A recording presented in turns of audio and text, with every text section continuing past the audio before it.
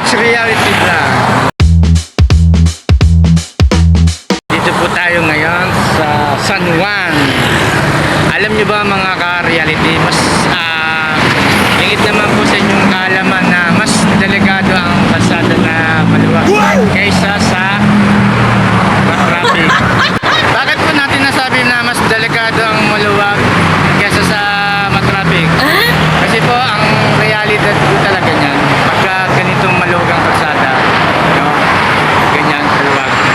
Ang isip ng mga driver is okay lang, dire-diretso siya na takbo kasi inisip niya walang masyado sasakyan, pero delikado pala, no?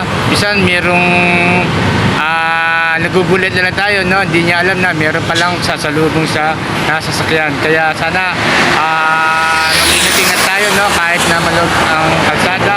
Ang isang tips ko lang, no, para din sa ating pag-iingat, no? Pag tayo po ay nagdadrive na sa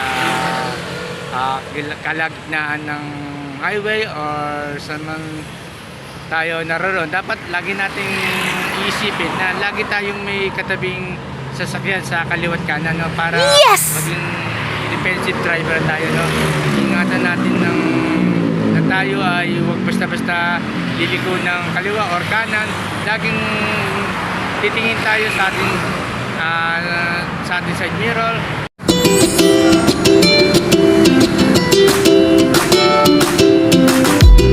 Para hindi tayo madisgrasya, no? Salamat po ng marami mga ka-realities, saan man tayo naroon. Ingatan nawa tayo ng Panginoon at maging ligtas po tayo na.